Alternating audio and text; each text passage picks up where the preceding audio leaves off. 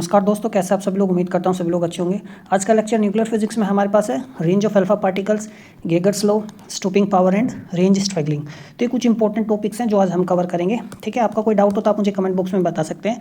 So before studying these topics one by one, let's have a quick glimpse what we will cover. ठीक है, हम सबसे पहले range of alpha particles cover करेंगे। Range of alpha particles क्या होता है, ठीक है ना, डेफिनेशन देखेंगे उसका, कुछ and important aspects. Then factors affecting the range, तो कुछ फैक्टर जो होते हैं अल्फा पार्टिकल्स की रेंज को कैसे अफेक्ट करते हैं। ठीक है, यूनिट देखेंगे हम, यूनिट ऑफ रेंज क्या होता है। Then we will determine range in gases. ठीक है, suppose alpha particles is transmitting through gas, then what will be its range. ठीक है, वो जानेंगे। Some important things about ionisation curve, Bragg curve क्या होता है। Then we will see stopping power and theoretical range. Stopping power क्या होता है, रिलेटिव स्टोपिंग पावर क्या होता है। ठीक है, समझ में आया। Then range velocity and range energy relations हम जानेंगे। तो जो रेंज वेलोसिटी और रेंज एनर्जी के बीच में रिलेशन होती है उसको गेगर्स लॉ बोलते हैं, उसको हम पढ़ेंगे। ठीक है, गेगर्स लॉ सॉलिड मीडियम में भी हम देखेंगे क्या होता है। Then we will see range straggling, तो रेंज स्ट्रेंगलिंग को जानेंगे। ठीक है, and what are its causes. So these are some of the important topics which we will cover today. If you have any doubt then you can comment in the comment box. ठीक है, तो देखो हम ज़्यादा बकवास करते नहीं, आप जानते हैं, तो उम्मीद करता हूँ आप चैनल को सब्सक्राइब करेंगे and that will help and that will keep going me in further so that we can make further lectures for you. ठीक है ना, सो आइए स्टार्ट करते हैं बिना समय गंवाए। तो देखो हम सबसे पहले हम पढ़ेंगे रेंज ऑफ अल्फा पार्टिकल्स। तो रेंज क्या होती है अल्फा पार्टिकल्स। ठीक है, ठीक है, अब देखो हमारे पास कोई भी मीडियम है, ये सपोज कोई मीडियम है और अल्फा पार्टिकल इस मीडियम में जब एंटर करेगा ना, ठीक है, तो जब एंटर किया, सपोज वो यहाँ तक आया है ना, तो यही क्या हो गई, उसकी रेंज हो गई। समझ में आया, यानी अब वो फर्दर नहीं ट्रैवल कर रहा है। समझ में आया, फर्दर वो ट्रैवल नहीं कर रहा है, तो इस मीडियम में वो कहाँ तक पेनिट्रेट कर पाया, इस रेंज तक पेनिट्रेट कर पाया। इसी को हम क्या बोलते हैं, रेंज बोलते हैं। इसी को हम पढ़ेंगे अब अल्फा पार्टिकल के केस में। ठीक है, तो जैसे अल्फा, बीटा, गामा होते हैं ना, तो सबसे कम रेंज जो होती है ना, मिनिमम रेंज अल्फा पार्टिकल की होती है, मिनिमम रेंज। ठीक है, समझ में आया, ये है। तो हम जब बीटा पढ़ेंगे, गामा पढ़ेंगे, उस केसेस में भी मैं इन पार्टिकल्स की रेंज बताऊंगा, लेकिन तीनों में सबसे कम रेंज किसकी होती है, अल्फा पार्टिकल्स की होती है। तो मैं जब स्टार्टिंग में हमने बताया था प्रीवियस लेक्चर्स में, मैं ये डिस्कस कर चुका हूँ। ठीक है, तो हम अल्फा डीके पढ़ रहे हैं, तो अभी हम अल्फा डीके के कुछ इंपॉर्टेंट एस्पेक्ट्स हैं उनको कवर कर रहे हैं। तो रेंज क्या होती है अल्फा पार्टिकल की, एक एवरेज डिस्टेंस है जो ट्रैवल करता है, पार्टिकल ट्रैवल करता है किसी भी गिवन मीडियम में। ठीक है ना, before it losses it's all kinetic energy. तो जब उसका सारा काइनेटिक एनर्जी खत्म हो जाएगा तो फर्दर तो नहीं चलेगा ना, ठीक है, या रेस्ट पे आ जाएगा वो। तो यही क्या होती है, उसकी रेंज होती है। या हम कह सकते हैं वो डिस्टेंस वो जब ट्रैवल करता है जब उसकी पूरी आयनाइजेशन पावर खत्म हो जाएगी। ठीक है, समझ में आया, तो पूरी आयनाइजेशन पावर उसकी खत्म हो जाती है, न्यूट्रल बन जाता है, वो स्टॉप हो जाता है फिर। समझ में आया, तो ये हम ऐसे बोल सकते हैं। तो ये हो गई रेंज की definition, range of alpha particles. तो देखो जब अल्फा पार्टिकल मूव करता है ना किसी भी मैटर में, ठीक है, ये हमारे पास सपोज मैटर हो गया है ना, और अल्फा पार्टिकल इसमें क्या करेगा, ट्रेवल करेगा, तो कंटिन्यूसली क्या करेगा, अपनी एनर्जी को लूज करेगा। समझ में आया, एनर्जी को क्या करेगा, लूज करेगा अल्फा पार्टिकल जब किसी भी मीडियम में ट्रैवल करेगा। तो दो प्राइमरी कारण होते हैं जिसकी वजह से एनर्जी लूज करता है। ठीक है, एक तो ionisation of host atoms along its path. अब देखो अल्फा पार्टिकल होता क्या, अल्फा पार्टिकल हमारे पास ये होता है, ठीक है ना, समझ में आया, इस पर 2 पॉजिटिव चार्ज होता है। ठीक है ना, अल्फा पर कितना चार्ज होता है, 2 पॉजिटिव होता है। एक्चुअली में हीलियम है ना, हीलियम में से आप 2 इलेक्ट्रॉन्स निकाल दो तो हमारे पास क्या बनता है, 2 प्रोटॉन बचता है, 2 न्यूट्रॉन बचता है। तो यही अल्फा पार्टिकल हो गया। ठीक है, तो ये क्या है, ये तो चार्ज है इसके पास। तो जब ये अल्फा पार्टिकल किसी भी मीडियम में ट्रैवल करेगा, ठीक है ना, तो उस मीडियम के जो पार्टिकल्स होंगे, एटम्स होंगे, होस्ट एटम्स जो होंगे, उनको ये क्या करेगा, आयनाइज कर देगा।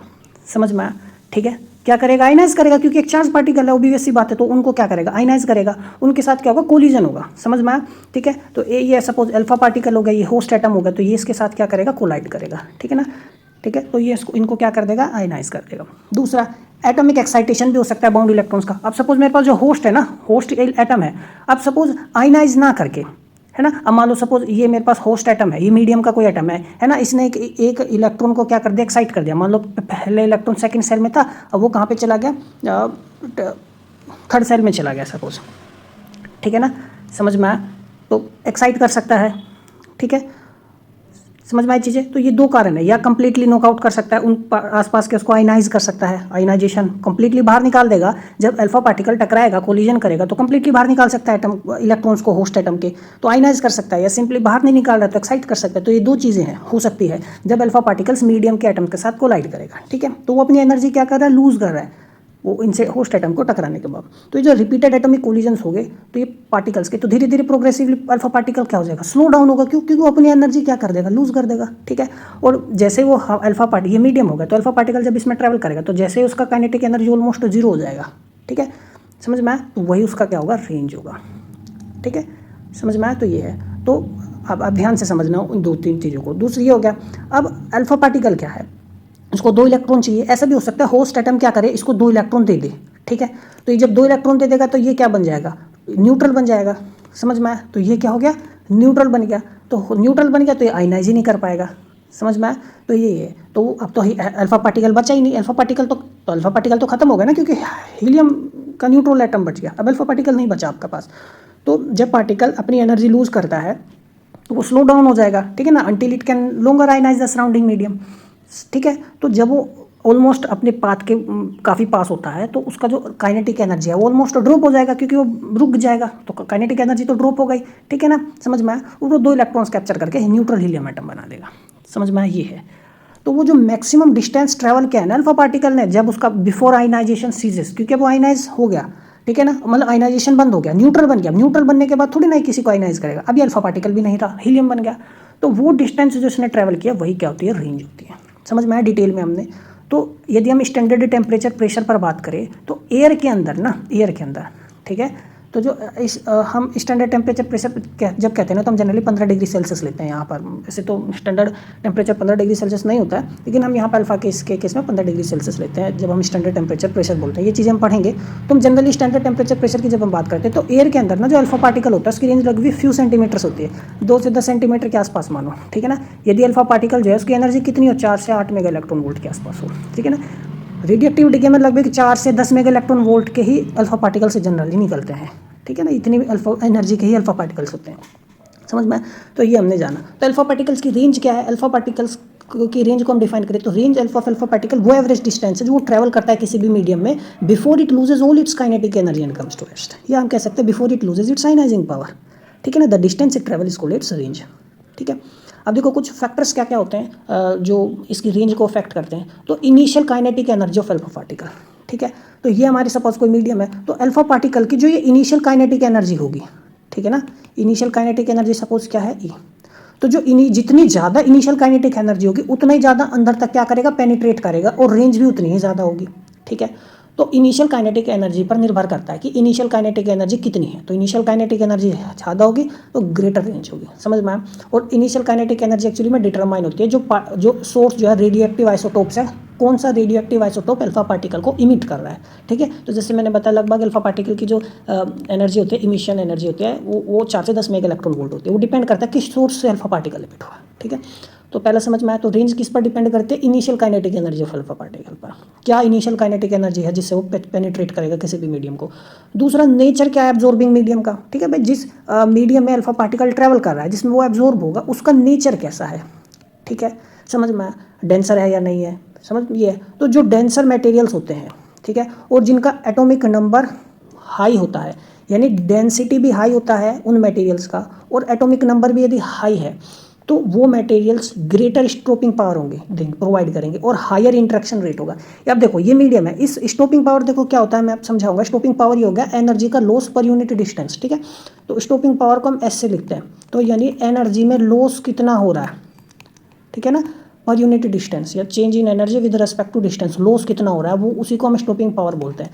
ठीक है, तो ये हम पढ़ेंगे बाद में, बस अभी आप स्टॉपिंग पावर के वर्ड की तरह इस्तेमाल करो। तो देखो यदि डेंसिटी बहुत ज़्यादा है मटेरियल की और उसका एटॉमिक नंबर भी बहुत ज़्यादा है तो वो मटेरियल ना हिंडर करेगा, अल्फा पार्टिकल को ज़्यादा पेनिट्रेट नहीं करने देगा। ऑब्वियस सी बात है, क्योंकि जितना ज़्यादा डेंसिटी होगा उतना ही ज़्यादा वो कोलिजन करेगा, यानी इंटरेक्शन रेट होगा उसका होस्ट एटम्स के साथ। तो जितना ज़्यादा वो कोलिजन करेगा वो फर्दर ट्रेवल ही नहीं कर पाएगा। ठीक है, ज़्यादा स्टॉपिंग पावर लगेगा तो रेंज तो कम ही आएगी, तो शॉर्टर रेंज होगी। ठीक है, समझ में आया। फिर तीसरा होता है temperature and pressure of gas. तो ये जनरली हम गैस की यदि बात करें तो यदि गैस में हाई प्रेशर है, ठीक है, बहुत ज़्यादा प्रेशर है, तो क्या होगा, रेंज डिक्रीज हो जाएगी, क्योंकि प्रेशर बहुत ज़्यादा है, पार्टिकल इधर उधर मूव करेंगे, हाई प्रेशर होगा तो कोलिजन भी तो ज़्यादा होगा, कोलिजन ज़्यादा होगा तो ऑब्वियस सी बात है रेंज डिक्रीज हो जाएगी। टेम्परेचर ज़्यादा है तो हायर टेम्परेचर में भी क्या होगा, ठीक है, हाई जब टेम्परेचर होगा तो डेंसिटी कम हो जाएगी, और हायर टेम्परेचर में रेंज जो होती है वो बढ़ जाती है। यदि इसका हम टेम्परेचर बढ़ा देंगे तो लोअर डेंसिटी हो जाएगा, इस मटेरियल की डेंसिटी कम हो जाएगी। ठीक है ना, या गैस की मैं यदि जब बात कर रहा हूँ तो गैस की डेंसिटी कम हो जाएगी। ठीक है, तो जो इफेक्ट होगा रेंज पे वो बढ़ जाएगा। ठीक है, कम कोलिजन्स देखने को हमें मिलेंगे। तो कौन कौन फैक्टर्स अफेक्ट करते हैं रेंज को? पहला उसका इनिशियल काइनेटिक एनर्जी कितना है अल्फा पार्टिकल का, नेचर क्या है एब्जॉर्बिंग मीडियम का, ठीक है, और टेम्परेचर प्रेशर क्या है गैस का यदि मीडियम गैस है, ठीक है। अब बात करते हैं देखो यूनिट की। तो रेंज वैसे तो जैसे मैंने बताया, तो रेंज तो एक तरीके से डिस्टेंस ही हो गया, ठीक है ना, एक लीनियर डिस्टेंस हो गया। तो एसआई यूनिट तो किसी भी डिस्टेंस की जनरली मीटर ही होती है, ठीक है। लेकिन अल्फा पार्टिकल्स जो होते हैं जैसे मैंने बताया वो 4 to 10 मेगा इलेक्ट्रॉन वोल्ट इनकी एनर्जी होती है। तो ये मीटर्स में ट्रैवल नहीं करते, ये हार्डली 2 से 10 सेंटीमीटर 12 सेंटीमीटर ज़्यादा से ज़्यादा इतना ही डिस्टेंस से ट्रैवल करते हैं, इससे ज़्यादा डिस्टेंस से ट्रैवल नहीं करते किसी भी मीडियम में, ठीक है। तो मीटर तो क्या ले ही नहीं सकते, देखो मीटर ही कहाँ है, तो सेंटीमीटर में जनरली हम अपनी बात बोल देते हैं। तो जो प्रैक्टिकल यूनिट है ना रेंज का, भाई ऐसा यूनिट तो मीटर हो गया क्योंकि रेंज एक डिस्टेंस है, लेकिन जो प्रैक्टिकल यूनिट है वो सेंटीमीटर है, ध्यान रखना, ठीक है ना। एयर के अंदर हम जनरली क्योंकि फ्यू सेंटीमीटर्स होता है एयर के अंदर, तो एट स्टैंडर्ड टेम्परेचर प्रेशर तो सेंटीमीटर लेते हैं, ध्यान रखना, ठीक है। लेकिन सॉलिड मटेरियल्स में, अब एयर तो सॉलिड मटेरियल नहीं है, तो सॉलिड मटेरियल के केस में क्या होता है, ठीक है, जो रेंज होती है ना, ठीक है ना, वो हम उसको मास थिकनेस में मेजर करते हैं। किस में करते हैं? मास थिकनेस में, ठीक है। तो अब जैसे कि अब हर सॉलिड मटेरियल है ना, तो उसका डेंसिटी हर सॉलिड मटेरियल का अलग अलग ही होता है। तो हम ना मास थिकनेस को देखो कैसे डिफाइन करते हैं। मास थिकनेस जो होता है ना, ठीक है, तो मास थिकनेस कह लो या इसको अफेक्टिव थिकनेस भी बोलते हैं, ये भी रेंज का यूनिट ही है, अफेक्टिव थिकनेस भी इसको कहते हैं, ठीक है।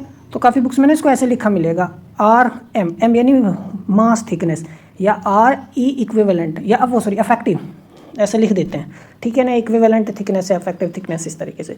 तो ये होता क्या है एक्चुअली में, तो हम जो रेंज हमारे पास आई है किसी मीडियम में, सपोज रेंज आई, तो उसी मीडियम की हम उसमें यदि डेंसिटी की मल्टीप्लाई कर दें तो ये हमारे पास क्या होती है? मास थिकनेस होती है, ठीक है ना, समझ में आया, मास थिकनेस ये हो गया। तो रो इनटू में डेंसिटी, या जनरली जो मास थिकनेस होता है जनरल में बताऊं तो क्या होता है, सपोज मास एक्स से लिखा, रो डेंसिटी और T फॉर थिकनेस, तो ऐसे मास थिकनेस को डिफाइन करते हैं। लेकिन हम यहाँ पे रेंज R से लिख रहे हैं, तो इसी तरीके से रो इनटू में R मैंने लिखा है, ठीक है। तो ये मास थिकनेस है। मेजर कैसे करते हैं, ठीक है ना, तो gram centimetre square for solid materials, यानी कितना एरिया पर कितने मास कवर किया पर यूनिट एरिया, ठीक है, वही क्या हो गई? मास थिकनेस होगी। समझ में आया? मास पर यूनिट एरिया हम इसको समझ सकते हैं, ठीक है। डिस्टेंस यूनिट वही आएगी, आप देख सकते हो, ठीक है। डेंसिटी कहते हैं मास अपॉन में वॉल्यूम होता है, रेंज है तो कट के हमारे पास मिलीग्राम अपॉन में सेंटीमीटर का स्क्वायर, तो ये मिलीग्राम अपॉन में सेंटीमीटर स्क्वायर, या ग्राम सेंटीमीटर स्क्वायर भी में भी हम कवर कर लेते हैं। तो मतलब पर यूनिट एरिया कितना ग्राम मास कवर किया, पर यूनिट एरिया ना कितना है ना, यानी पर यूनिट एरिया में कितना मास कवर किया है, वही मास थिकनेस हो जाएगी। तो ये चीज़ें हैं। बात करते हैं experimental determination of range in gases में या एयर में हम किस तरीके से बात करते हैं। तो देखो रेंज यदि पता करना हो ना अल्फा पार्टिकल्स की गैसेज में, तो हम पता करेंगे कि आयनाइजेशन कितना हुआ है, ठीक है। अब उसी से हम पता कर सकते हैं कि आयनाइजेशन प्रोड्यूस कितना हुआ है at different distance from the source. अब ये हमारे पास सपोज गैस हो गया किसी भी सिस्टम में, यहाँ तक सपोज आयनाइजेशन हम ऑब्जर्व कर रहे हैं, तो यानी यही रेंज, इसके बाद में हाँ सपोज आयनाइजेशन हुआ ही नहीं है ऑलमोस्ट है।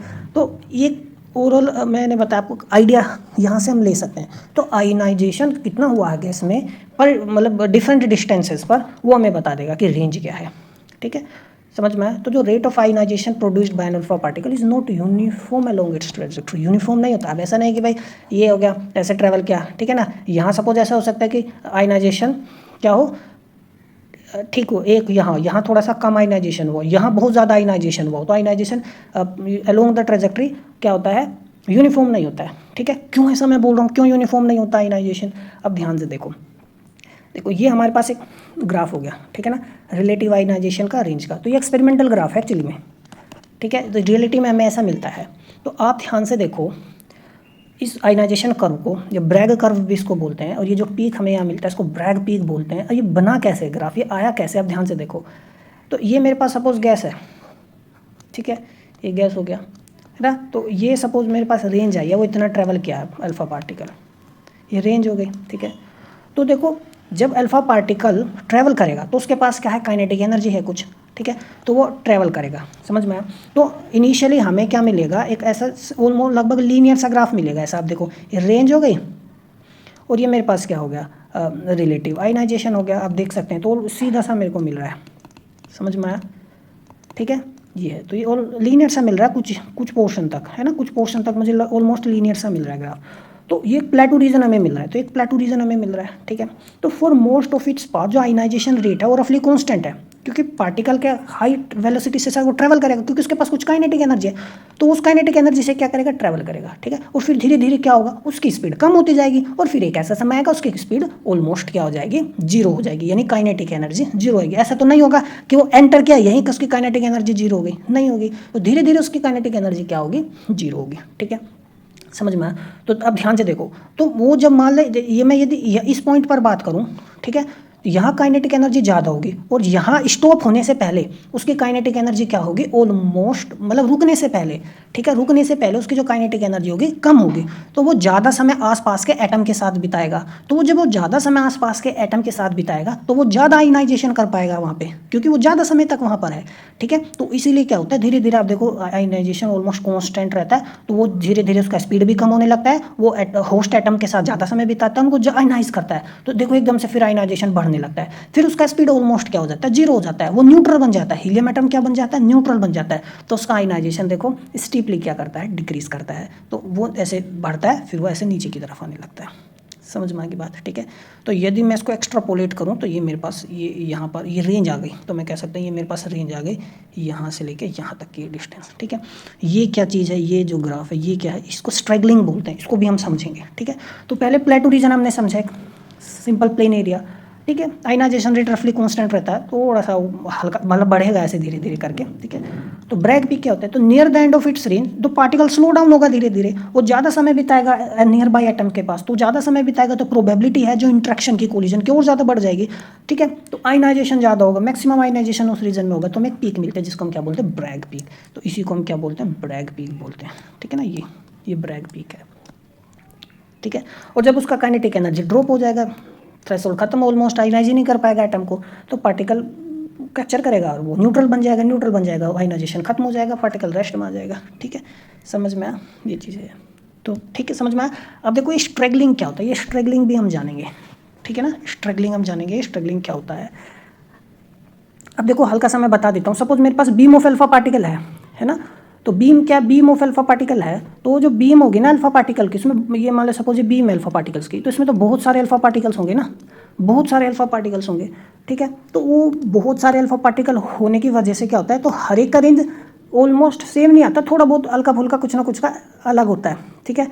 समझ में आया, तो ये वही चीज़ है, इसी को हम स्ट्रगलिंग बोलते हैं, ठीक है ना। अब देखो कुछ तो यहाँ स्टॉप हो जाएंगे, कुछ यहाँ स्टॉप हो जाएंगे, कुछ यहाँ स्टॉप होंगे, तो थोड़ा सा ना मतलब एक मतलब बीम के अंदर मान लो 4 अल्फा पार्टिकल है, लेट अस अज्यूम, तो सभी आर डिस्टेंस पर नहीं रुकेंगे, थोड़ा बहुत minus del R plus del R रहेगा, हल्का फुल्का सा ये है, मतलब कुछ प्लस माइनस रहेगा, है ना, हर पार्टिकल का, तो उसी को हम स्ट्रगलिंग बोलते हैं। क्यों होता है वो मैं बताऊँगा आपको, ठीक है। अब देखो पहले लेकिन हम पढ़ रहे हैं स्टॉपिंग पावर क्या होता है। तो स्टॉपिंग पावर किसी भी मीडियम का होता है कि energy lost per unit length, ठीक है। तो आपको ऑब्वियस बात है, किसी भी मीडियम में कोई भी पार्टिकल हो वो ट्रैवल करेगा, ठीक है, तो उसका एनर्जी धीरे धीरे लॉस होगा, तो एनर्जी में लॉस क्या हो रहा है पर यूनिट लेंथ, उसी को हम क्या बोलते हैं, स्टॉपिंग पावर बोलते हैं, ठीक है। समझ में आया, तो ये हो गया। तो मैं dx यहाँ से मैं इसको देखो ऐसे भी लिख सकता हूँ, ठीक है, ये आ गया। अब मैं दोनों साइड यदि इंटीग्रेट कर दूँ, दोनों साइड आप क्या कर दो, इंटीग्रेट कर दो, ये आपने क्या किया, इंटीग्रेट कर दिया, ठीक है। तो यहाँ से रेंज क्या 0 से लेके मैं r लिखूँगा, और यहाँ 0 से लेके काइनेटिक एनर्जी इनोड लिखूँगा, तो integrating from initial kinetic energy E naught down to 0 kinetic energy, ठीक है। सॉरी ये इनोड काइनेटिक एनर्जी इनिशियल ये था, ये 0, ठीक है, रेंज पहले 0 था, v हो गया। तो इसको इंटीग्रेट करने पे मेरे पास ये क्या मिला, r मिला, ठीक है। माइनस हट जाएगा क्योंकि मैं लिमिट उल्टा कर देता हूँ, समझ में, d ऐसे, तो ये मेरे पास रेंज और स्टॉपिंग पावर के बीच में क्या मिल गया, एक तरीके का रिलेशन मिल गया, समझ में, ठीक है। तो ये थ्योरेटिकल रेंज हो गया हमारे पास, हम थ्योरेटिकली रेंज कैलकुलेट कर सकते हैं यदि मुझे इनिशियल काइनेटिक एनर्जी पता हो, ये हो गया। अब तो रिलेटिव स्टॉपिंग पावर की बात करें, तो देखो रिलेटिव जब हम स्टॉपिंग पावर कहते हैं ना, रिलेटिव स्टॉपिंग पावर, तो range alpha particle in air और range of alpha particle in medium या किसी भी मटेरियल, तो हमने इसी को क्या बोल दिया, रिलेटिव स्टॉपिंग पावर, ठीक है। एयर को हमने स्टैंडर्ड मीडियम में को कंसीडर किया, कितने टेम्परेचर पर, 15 डिग्री सेल्सियस टेम्परेचर, और STP जब हम बोलते हैं तो यही समझते हैं यहाँ पर कि 15 डिग्री सेल्सियस, वैसे स्टैंडर्ड टेम्परेचर अलग होता है। तो जब हम कहते हैं रेंज के केसेस में, तो एयर को हम 15 डिग्री सेल्सियस पे कंसीडर करेंगे, प्रेशर कितना होगा, 1 एटमॉस्फेरिक प्रेशर, 1 एटमॉस्फेरिक प्रेशर हो गया, ठीक है, या 76 सेंटीमीटर Hg, समझ में। And the same alpha source is used in both case. अब समझ में, तो ये हो गया। तो मान लो पहले एयर में ट्रैवल कराएंगे अल्फा पार्टिकल, फिर अल्फा पार्टिकल एयर में ट्रैवल किया, फिर अल्फा पार्टिकल किसी मीडियम में ट्रैवल कराएंगे, लेकिन जो अल्फा पार्टिकल हम इस्तेमाल कर रहे हैं उसका सोर्स सेम होना चाहिए, यानी सेम रेडिएक्टिव एलिमेंट से वो निकलने चाहिए, ठीक है। तो इन दोनों का रेशियो ले लेता हूँ, रिलेटिव स्टॉपिंग पावर निकाल सकते हैं, ठीक है।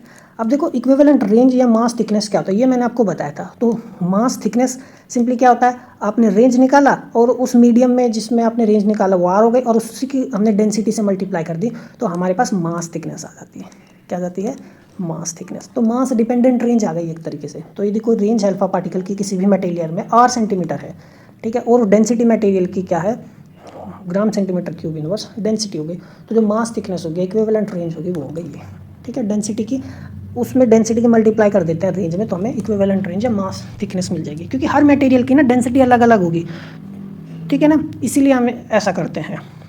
समझ में आया। अब देखो इसको मिलीग्राम सेंटीमीटर इनवर्स में भी आप इनवर्स स्क्वायर में कर सकते हैं। तो उसमें हमने सिंपली 1000 का मल्टीप्लाई कर दिया, ग्राम सेंटीमीटर इनवर्स क्यूब हो गया, सेंटीमीटर हो गया, तो हमें मिलीग्राम सेंटीमीटर इसका स्क्वायर में चाहिए। तो यूनिट तो ऐसे मास पर यूनिट एरिया होगा, इसलिए इसमें 100 की 1000 की मल्टीप्लाई हमने कर दी, ठीक है। तो यूनिट्स का ध्यान रखना और कुछ नहीं है। तो जिस क्वांटिटी क्या दे रहा है, मास थिकनेस हमें क्या दे रहा है, मास ऑफ मटेरियल पर यूनिट एरिया।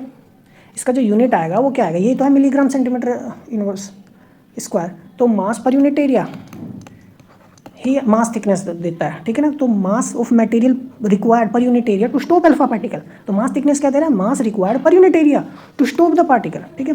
तो it is generally useful to remove the facts of ordinary thickness को रिमूव कर देता है, क्योंकि हर मटेरियल की डेंसिटी अलग अलग होती है, तो डेंसिटी डिपेंडेंट रेंज हम निकालते हैं, तो डेट गिव्स अ क्वाइट, ठीक है, गुड आइडिया, ठीक है ना, समझ में आया। And it directly reflects the stopping ability of the observer. Different density will be there, different ranges will be there, ठीक है। तो material thickness equivalent in stopping power to 1 centimeter of an air is obtained by comparing its mass thickness with that of air. It's obvious, ठीक है।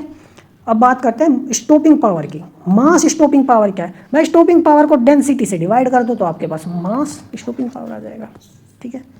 Simply किसी भी medium में आप में स्टॉपिंग पावर आपने निकाल लिया, उस मीडियम का आप क्या करो, डेंसिटी से डिवाइड कर दो, तो आपको मास स्टॉपिंग पावर मिल जाएगा, ठीक है, समझ में।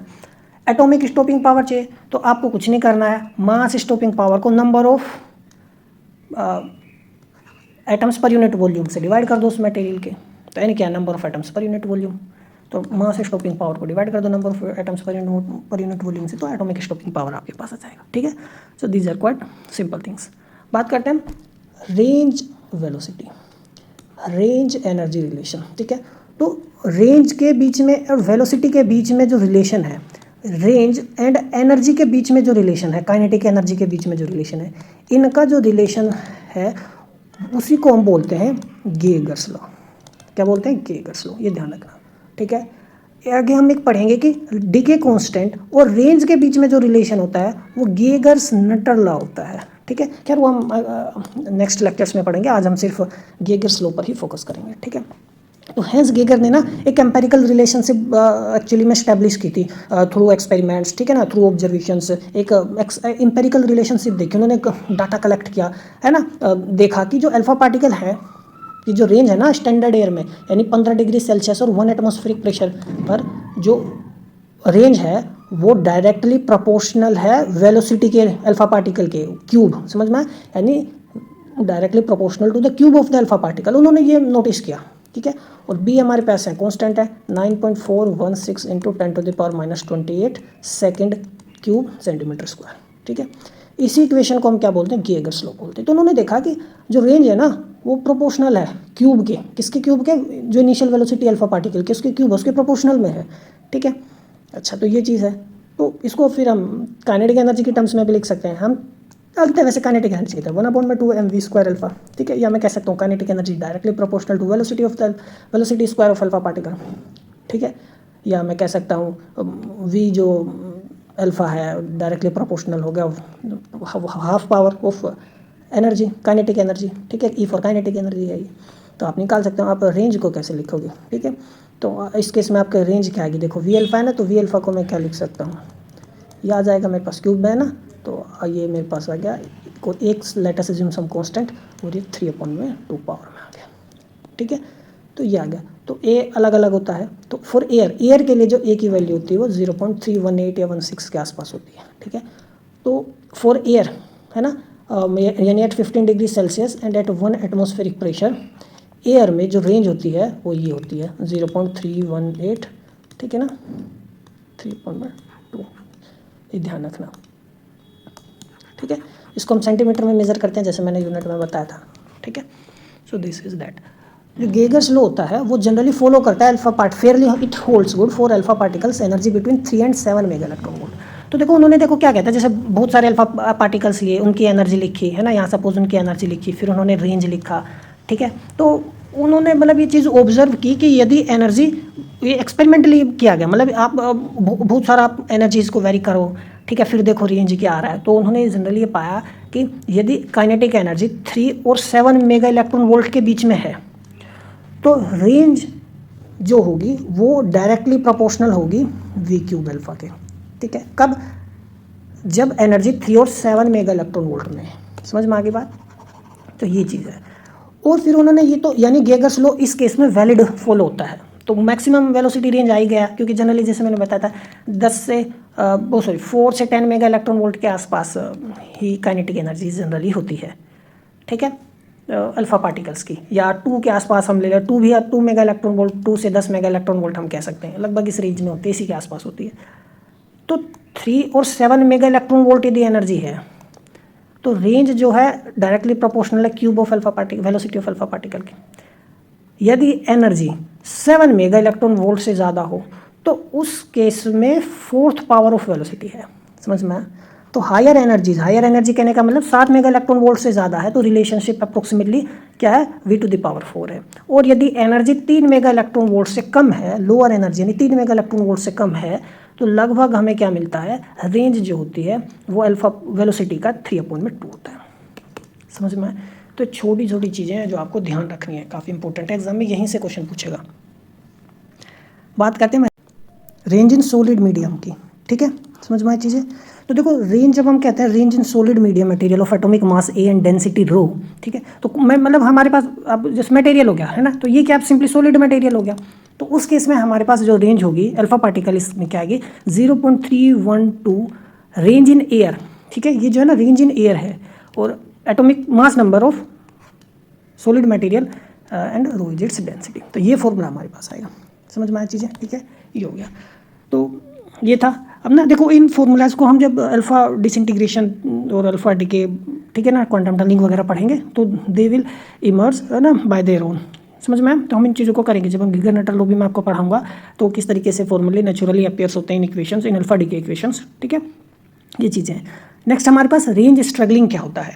तो देखो range struggling is statistical fluctuation है एक, ठीक है ना, या स्प्रेड हम कह सकते हैं total path length of individual particles within a mono energetic beam of charged particles. यहाँ पर हमारे पास अल्फा पार्टिकल है as they pass through the medium. तो बहुत सिंपल सी देखो क्या है हमारे पास, देखो सपोज बीम हो गई, ठीक है ना, कोई भी चार्ज पार्टिकल्स की बीम है तो इसमें हम, तो हमारा केस अल्फा पार्टिकल का, तो इसमें बहुत सारे क्या हो गए अल्फा पार्टिकल हो गए, ठीक है ना। समझ में आया? तो ये जब बीम हम अल्फा पार्टिकल्स की बीम, ये जब अल्फा पार्टिकल्स की बीम किसी भी मीडियम में एंटर करेगी ना, तो मान लीजिए हमारे पास एक रेंज मिलेगी, क्या स्प्रेड मिलेगा कि मान लो सारे, अब ऐसा नहीं कि इस बीम के अंदर जितने भी अल्फा पार्टिकल होंगे सारे आके एक ही पॉइंट पर आके क्या होंगे, रुक जाएंगे, स्टॉप हो जाएंगे, नहीं, हमें एक स्प्रेड मिलेगा, ठीक है ना, एक फ्लक्चुएशन होगा, स्प्रेड मिलेगा टोटल लेंथ में। समझ में आया? ये चीज़ है, इसी को हम बोलते हैं रेंज स्ट्रगलिंग। तो रेंज स्ट्रगलिंग क्या है, स्प्रेड है, spread in total path length. मान लो सपोज कोई 2 सेंटीमीटर पे आके रुक गया इस अल्फा बीम में, ये बीम थी, ठीक है ना, लेट अस अज्यूम इसमें 10 अल्फा पार्टिकल्स हैं, ठीक है। तो एक 2 सेंटीमीटर पे आके रुक गया, एक हो सकता है 2.3 सेंटीमीटर पे आके रुका हो, एक हो सकता है 1.7 सेंटीमीटर पे आके रुका हो, एक 1.8 सेंटीमीटर पे आके रुका हुआ हो, एक 2.6 सेंटीमीटर पे आके रुका हो, ठीक है। तो एक हमें क्या मिलेगा, इसके स्प्रेड मिलेगा, ठीक है। समझ में आया? तो वो उस स्प्रेड के हम एक मीन रेंज निकालेंगे, ठीक है ना। सपोज एक स्प्रेड मिला तो ये हम क्या निकाल सकते हैं, मीन निकाल सकते हैं हमारा। तो ये है। तो even if all alpha particles, सारे अल्फा पार्टिकल्स जो भी बीम में होंगे उन सबका काइनेटिक एनर्जी, मतलब बीम का, ठीक है। देखो even if all alpha particles entering an absorbing medium with identical kinetic energy they do not come to rest at exact same depth, ठीक है ना। सेम डेप्थ पे आकर नहीं रुकते वो। क्यों? क्योंकि देखो इंडिविजुअल रेंजेस जो होगी ना वो डिस्ट्रीब्यूटेड होगी सिमेट्रिकली। जैसे मैं गॉसियन कर्व, जैसे मैं बताई गॉसियन कर्व मैंने बनाया, ठीक है, तो इसके आसपास होगी। जैसे कोई 2 सेंटीमीटर पे आकर रुका, सपोज मीन 2 सेंटीमीटर मिल रहा है, कोई 2.3 उससे थोड़ा सा आगे, कोई 1.7 पे रुक गया, कोई 1.8 पे, तो एक हमें क्या मिलेगा, एक स्प्रेड मिलेगा जिसको हम रेंज स्ट्रगलिंग बोलते हैं। ठीक है, तो वो सिमेट्रिकल होगा अबाउट मीन रेंज। ठीक है ना, क्यों है वो हम जानेंगे। अभी देखो जैसे ये एक रिलेटिव आयनाइजेशन का ग्राफ है, ठीक है ना, तो ये ग्राफ जैसे मैंने आपको तो पहले भी बताया था, ठीक है ना, अभी जब हमने पढ़ा था, तो ये हमारे पास सिंगल अल्फा पार्टिकल है, ये ब्लू कलर आप देख रहे हो, तो इस ब्लू कलर का बिल्कुल सिंपली क्या आया, आयनाइजेशन हुआ, फिर धीरे धीरे स्पीड कम हुई तो और ज़्यादा आयनाइजेशन हुआ, क्योंकि अल्फा पार्टिकल्स जो हैं वो ज़्यादा समय इंट्रैक्शन में बिता रहे हैं, फिर एकदम से बहुत ज़्यादा आयनाइजेशन हुआ, फिर अल्फा पार्टिकल का स्पीड कम हो गया। ठीक है, तो ये सिंगल अल्फा पार्टिकल था, तो ये मैक्सिमम जाके बिल्कुल ऐसे नीचे आ जाएगा। ठीक है, समझ में आया। तो ये देखो एक शार्प है, लेकिन यदि हम बीम की बात करें, जो अल्फा पार्टिकल में बीम होगी, ठीक है ना, तो वो भी सिमिलर आयनाइजेशन करेगी, फिर आयनाइजेशन बढ़ेगा, लेकिन उसमें वो क्या होगा, थोड़ा सा हमें देखो स्प्रेड मिलेगा। ठीक है, क्या मिलेगा, कि स्प्रेड मिलेगा, तो वो हमारे पास क्या होगा, अल्फा पार्टिकल जैसे आया, ठीक है, और ये एक स्प्रेड हमें मिल गया। देखो ये शार्प रेंज नहीं मिली, ये डिस्टेंस हमें, और ये रेंज नहीं मिली, तो ये एक स्प्रेड हमें मिला। ठीक है ना, समझ में आया, ये एक स्प्रेड हमें मिला, क्योंकि बहुत से जो अल्फा पार्टिकल होंगे दे विल हैव कोई थोड़ा सा ज़्यादा रुकेगा, थोड़ा कम दूरी पे रुकेगा, तो इस तरीके से। तो देखो इसको हम यहाँ देखें विदाउट स्ट्रैगलिंग, तो देखो बिल्कुल रेड लाइन देखो एकदम शार्प रेंज मेरे को मिलेगी। ठीक है, और ये विद स्ट्रैगलिंग है ब्लू वाला। ठीक है, तो एक रेंज हमें मिल रहा है, स्प्रेड हमें मिलेगा। क्यों होता है वो भी हम जानेंगे। ठीक है, तो ये है। तो देखो हम यदि रिलेटिव बीम इंटेंसिटी की बात करें, ठीक है ना, तो आप इस ग्राफ को थोड़ा सा ऐसे भी समझ सकते हो कि पहले तो बिल्कुल एक मतलब ये रफ आइडिया बनाया गया है ग्राफ से कि भाई एक आयनाइजेशन हुआ, ठीक है ना, मतलब इंटेंसिटी जो है बीम की इंटेंसिटी है, मैं बता रहा हूँ, आयनाइजेशन ये बीम इंटेंसिटी है, तो था कुछ, ठीक है ना, फिर उसके बाद कम हो जाएगा क्योंकि बीम का पार्टिकल सारे न्यूट्रल हो जाएंगे, तो वो हमारे पास इस तरीके से शार्प ऐसे नहीं जाएगा कि बीम का इंटेंसिटी ऐसे था फिर एकदम से ऐसे आ गया। ठीक है ना, इस तरीके से नहीं मिला हमें।